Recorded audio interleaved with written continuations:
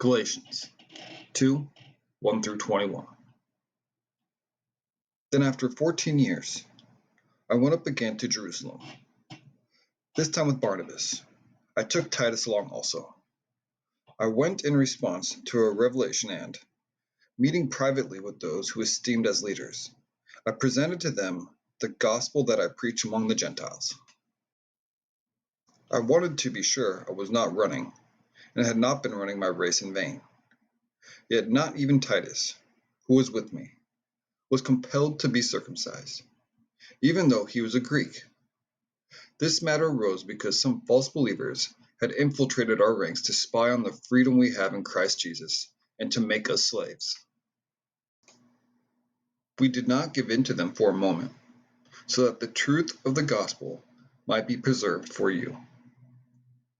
As for those who were held in high esteem, whatever they were makes no difference to me.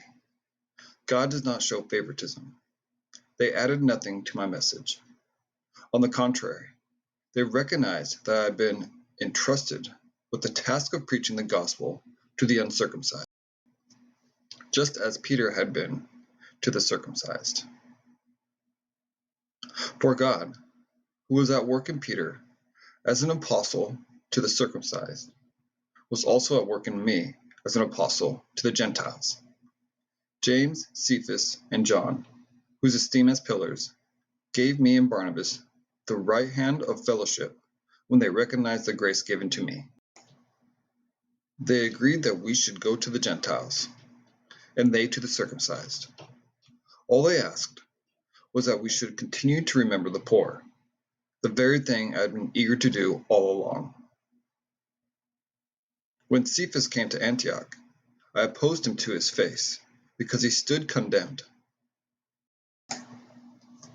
For before certain men came from James, he used to eat with the Gentiles. But when they arrived, he began to draw back and separate himself from the Gentiles, because he was afraid of those who belonged to the circumcision group.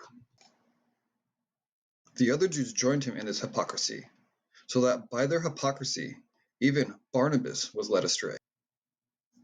When I saw that they were not acting in line with the truth of the gospel, I said to Cephas, in front of all of them, "You are a Jew, yet you live like a Gentile and not like a Jew.